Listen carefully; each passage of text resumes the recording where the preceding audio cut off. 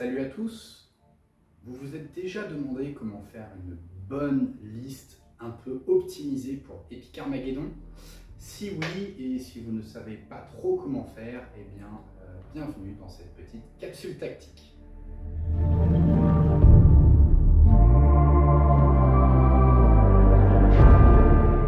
Alors, comment est-ce qu'on réalise une bonne liste d'armées pour Epic Armageddon? Alors la première chose, ça va être de savoir quel est le format. La plupart de mes conseils vont être adaptés pour du format 3000 ou 3500 points ou même jusqu'à 4000. Il faut juste avoir en tête que les formats, on va dire, inférieurs à 3000 et supérieurs à 4000 souvent sont un peu moins adaptés à du vrai jeu équilibré. C'est des formats un peu plus particuliers. On va se concentrer sur les formats un peu type tournoi, 3000 points, 3500 points et 4000 points. Pour réaliser une bonne liste d'armées, la première chose, eh c'est de bien connaître votre codex. Dans le cadre de la préparation d'un tournoi, le fait de bien connaître vos règles, vos statistiques, vos valeurs de fusillade, de corps à corps, etc., ça va être vraiment primordial. Donc, étudiez-le, soyez au courant de ses forces et de ses faiblesses, et en fonction de cela, vous allez définir un plan de jeu. Qu'est-ce que je veux dire par là? Vous allez devoir construire votre liste en essayant d'imaginer comment vous allez gagner vos parties. Alors, ça semble facile à faire ou facile à dire, mais il faut bien se rendre compte que si vous visez d'aller récupérer le BLM adverse avec une liste, par exemple, de la garde impériale, vous n'aurez pas les mêmes outils et la même facilité que si vous essayez de le faire avec, par exemple, de la Black Legion.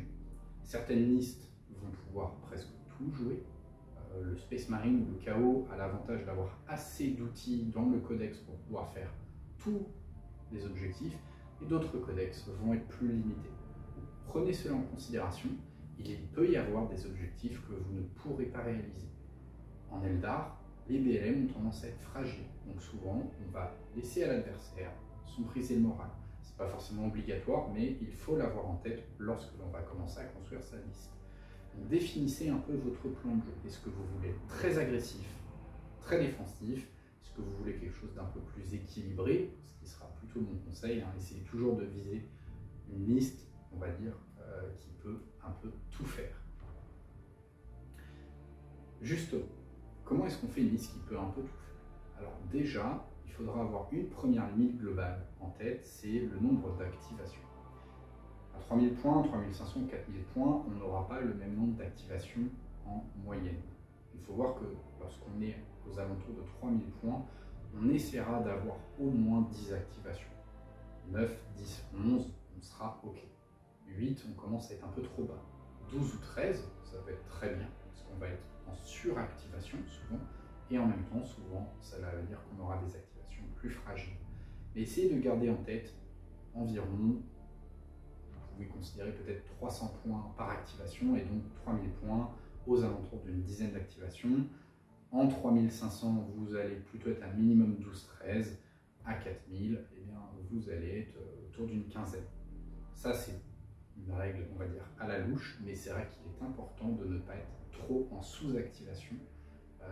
Lorsque vous arrivez à un tournoi, vous risquez de souffrir de cela lors de vos différentes parties. Ça ne veut pas dire que vous aurez perdu d'avance, ça ne veut pas dire que ce sera injouable, mais cela risque d'être plus compliqué, surtout face à un adversaire qui aura un niveau équivalent au vôtre. Donc ça, c'est la première chose. Ensuite, eh bien, il y a les limitations innées à votre codex. Par exemple, est-ce que vous avez des unités obligatoires? En Titan Légion, vous allez devoir prendre soit un Warlord, soit un Reaver, soit une paire de Warhound pour débloquer vos autres options. Il y a à l'inverse des codex très ouverts, très libres, comme les Space Marine, où vous pouvez juste prendre plein de Terminators ou plein de Scouts. Donc, vous allez devoir avoir en tête les limitations de votre codex. Généralement, moi j'aime bien, dès le début de construction de ma liste, réfléchir un petit peu à quel sera mon BLM et qu'est-ce que je veux en faire.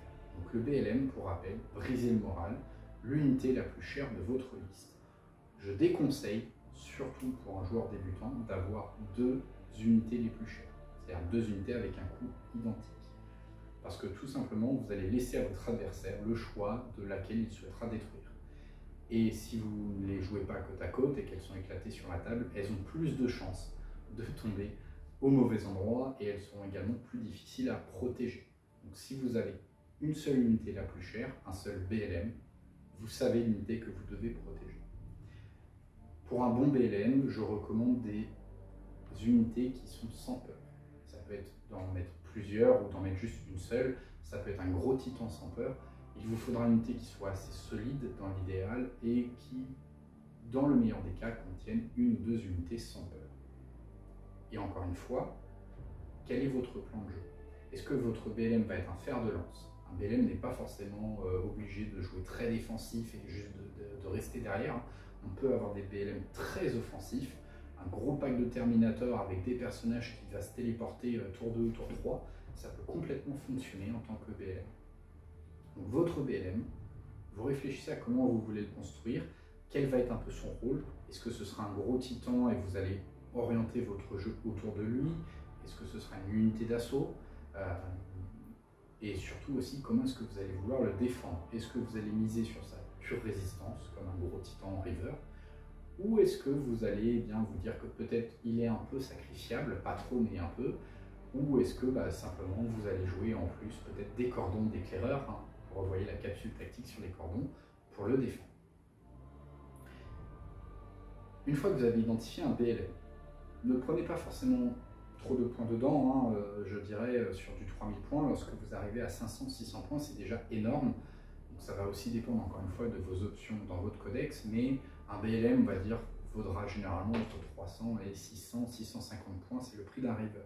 Plus, vous allez être handicapé par rapport à votre nombre d'activation. Référez-vous au point 1 que j'ai cité, c'est-à-dire le nombre d'activation. Et si à l'inverse, il vaut moins de points, il sera sûrement très fragile. Mais vous pouvez jouer avec cela. Ça peut faire partie de votre plan de jeu. Une fois que vous avez défini votre BLM, vous allez devoir définir quelles vont être vos unités d'assaut. Dans beaucoup de codex, ce sera vos unités de base. Honnêtement, une troupe de garde impériale, garde impériaux avec un commissaire et des chimères, c'est votre troupe de base et en même temps votre troupe d'assaut. Il y aura également des codex où vos troupes d'assaut seront autre chose. Peut-être des Terminators en téléportation, une unité de Space Marine du chaos dans un pod, ou des Buggy Orcs qui viendront faire vos assauts. Ces unités d'assaut doivent donc avoir des bonnes valeurs de CC et ou de fusillade, éventuellement avoir des bonus fixes, par exemple des unités charismatiques, et on va souvent avoir envie qu'elles aient une certaine projection. Une unité d'assaut qui bouge de 15 seulement et qui n'a aucun outil pour venir agresser l'adversaire, souvent ne pourra pas initier les assauts, elle va plutôt les subir. Donc on va vouloir des unités mobiles ou avec des capacités de projection pour aller initier les assauts. Vous allez avoir besoin de quelques unités sacrifiables, des éclaireurs si possible, mais en tout cas des unités avec des valeurs un peu plus basses. En garde impériale, on va aller chercher un pack de sentinelles par exemple, en Space Marine, un pack de scouts, des Fallen Hope en Black Legion, on peut éventuellement aller chercher des démons mineurs dans les listes chaotiques.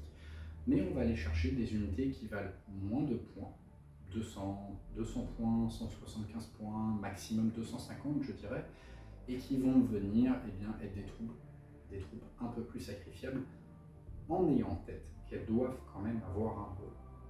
Il y a très peu de troupes qui ont pour simple but d'être tuées. Ce n'est pas l'objectif à Epic Armageddon de juste dire tiens, je te donne quelque chose à tuer, il faut que cette unité de nouveau ait un rôle. Donc par exemple, les sentinelles sont éclaireurs, elles font d'excellents cordons et elles sont quand même sacrifiables à 100 points, c'est magnifique. Des motos du chaos, ça reste des unités qui peuvent initier les assauts, donc on ne parle pas d'unités juste complètement fragiles, mais ça reste une unité plutôt sacrifiable dans votre liste qui va faire gonfler votre nombre d'activations. 4 prédateurs du chaos avec éventuellement un petit anti-aérien, je crois qu'on est aux alentours de 250 points, idem, vous avez une unité plutôt sacrifiable mais qui aura un rôle, une bulle anti-aérien et faire quelques tirs assez. Donc quelques unités comme cela, 1, 2, 3, ça va dépendre aussi du prix que vous avez mis dans vos unités d'assaut, parce que encore une fois, vous devez essayer d'avoir en tête une dizaine d'activations pour du 3000 points. Donc, vous avez votre BLM, vous avez une ou deux grosses troupes d'assaut. Parfois, une de vos troupes d'assaut peut être votre BLM, hein. Ça peut être construit de cette façon. Vous allez rajouter quelques unités un peu plus sacrifiables, un peu moins chères, avec des rôles quand même spécifiques. Ça peut être des cordons, ça peut être des petites unités d'assaut, ça peut être des unités qui vont vous aider à préparer vos assauts. Par exemple, une unité qui va pouvoir venir apporter quelques petits tirs à une distance correcte pour ensuite lancer un assaut. Vous allez avoir comme ça quelques petites activations. Et maintenant, vous allez aller chercher quelques unités un peu spéciales, soit des unités très spécifiques à votre codex, ou des unités en tout cas qui sont capables d'aller gérer les cas spéciaux adverses. Donc, dans ce sens, il vous faudra un peu de AA. Donc, soit aller payer une unité qui peut rajouter de l'anti-aérien, soit aller rajouter des options AA dans les unités que vous avez déjà sélectionnées. Par exemple, rajouter des options Hydre ou Firestorm chez les Eldar, Hydre chez la garde impériale. Ça peut être une solution. Ça peut être aussi garde impériale, on va faire un pack de 3 hydres, 150 points, c'est une unité plutôt sacrifiable, et super rôle de AA avec une zone d'interdiction qui est géniale. On peut aussi à ce moment-là aller choisir par exemple des chasseurs. On va aller choisir des chasseurs de la garde, des chasseurs en Nightshade en Eldar, des chasseurs à bomba orc, des unités qui peuvent avoir pour but d'aller chasser les avions adverses. Donc il vous faudra un peu de AA, prévoyez-en toujours un petit peu. Dans l'idéal, au moins une AA au sol, et encore mieux si elle peut défendre votre BLM. Parce qu'une des choses qu'un BLM souvent n'aimera pas, c'est par exemple un pack de Space Marine dans dans un Thunderhawk qui foncera pleine balle pour venir vous faire un assaut corps à corps. Une AA va dissuader un petit peu ce genre d'assaut. Donc, on récapitule encore une fois, un BLM, des unités d'assaut, des unités un peu plus sacrifiables avec des rôles quand même spécifiques, et enfin des unités capables d'aller gérer les troupes spéciales ou les règles spéciales adverses. Donc je citais la AA, il est toujours bien aussi d'aller chercher au moins une unité avec du TK, du Titan Killer, parce que si en face vous avez un gros Titan qui se balade, avoir un petit canon Volcano ici ou là, ou éventuellement ça peut être un gros pack de Terminator avec de la macro-arme, cela va permettre de venir dissuader un peu ce titan adverse de venir trop se rapprocher. Donc vous allez aller chercher ce genre de règles spéciales, macro-arme, titan killer.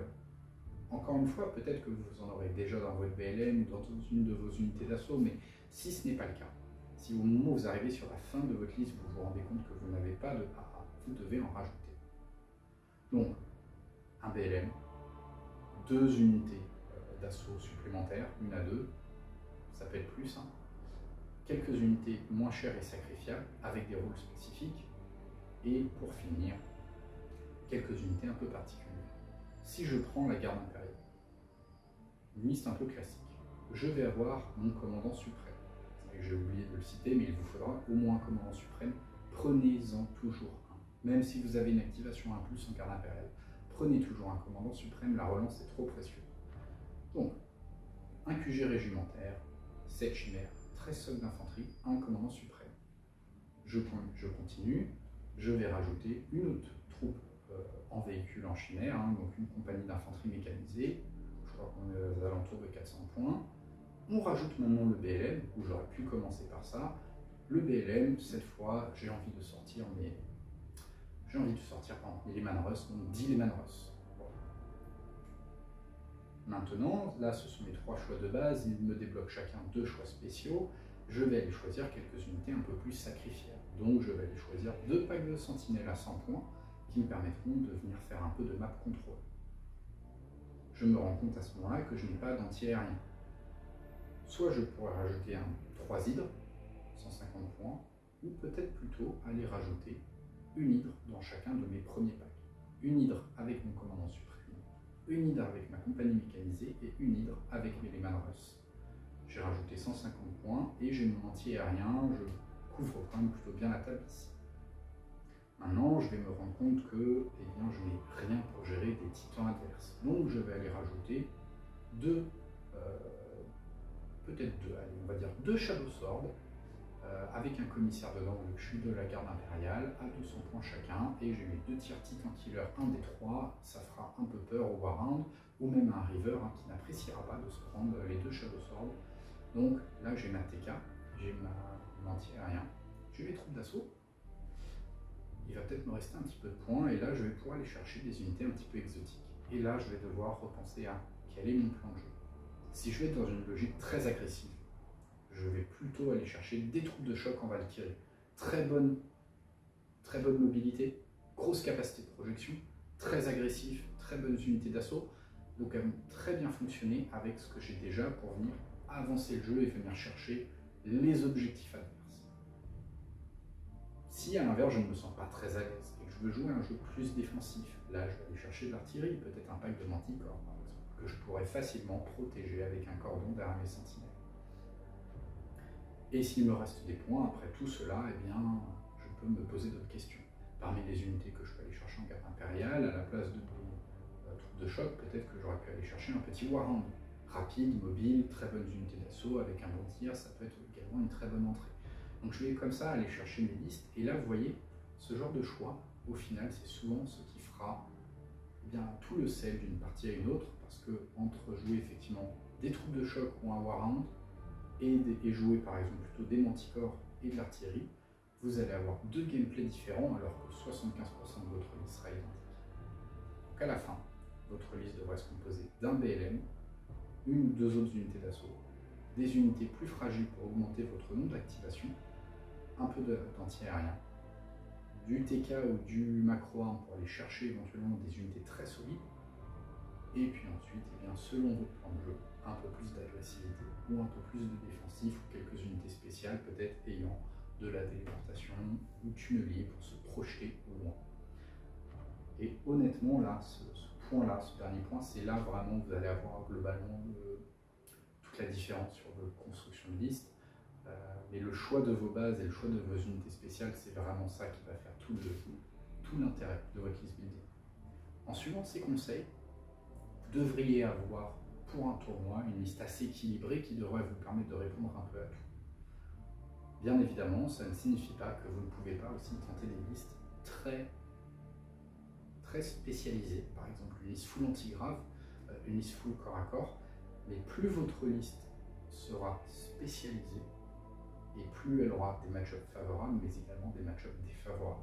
Une liste full anti-grave va exceller contre une armée corps à corps, vraiment exceller, mais risque d'être plus fragile et de subir beaucoup face à une liste qui aura du tir en face et probablement un peu plus de répondants avec par exemple des gros packs d'infanterie. Souvent les armées anti-graves auront plus de mal à aller chercher ces packs là parce que c'est un peu plus élite. Si vous jouez une liste full corps à corps, si vous tombez sur une liste qui n'aime pas le corps à corps et qui est très spé fusillade, vous allez peut-être être très fort. Mais si c'est une liste full anti-grave, à l'inverse, votre corps à corps ne servira à rien. Donc, des listes trop typées, souvent auront des gros contres et des gros matchs favorables. On favorisera toujours des listes avec, on va dire, quelque chose de le plus équilibré possible, en tendant vers ce que je disais, c'est-à-dire une dizaine d'activations. Certaines listes, enfin, vont forcer à avoir des jeux, par exemple, en sous-activation. Typiquement, les listes Titan Légion ou Archimedes vont être en sous-activation parce que les bases sont très chères. Un gros Titan River, 650 points, un Warlord ou une paire de Warhound, la moindre activation est à 500-650 points. Donc, si on joue 2 River et une paire de Warhound, on a déjà 1500 points qui sont partis et on n'a que 3 unités. Et on aura beaucoup de mal à venir monter à 10 activations. C'est aussi quelque chose à avoir en tête, et dans ce cas-là, il faudra juste adapter son plan de jeu. Cette capsule tactique était peut-être un petit peu longue, j'espère que les quelques exemples que je vous ai montrés vont vous aider. N'hésitez pas à mettre des commentaires, à poser des questions, voilà, ou à faire part de vos propres conseils. Ce sont ici des conseils génériques, mais qui devraient vous permettre de bien construire vos listes. Je mettrai également en description les liens des listes qui ont été utilisées lors de certains des derniers tournois à Sartoris afin que vous ayez des idées. J'espère en tout cas que ça vous a aidé et que ça vous aidera. Et puis j'espère vous croiser lors d'un tournoi. N'hésitez pas, c'est super sympa.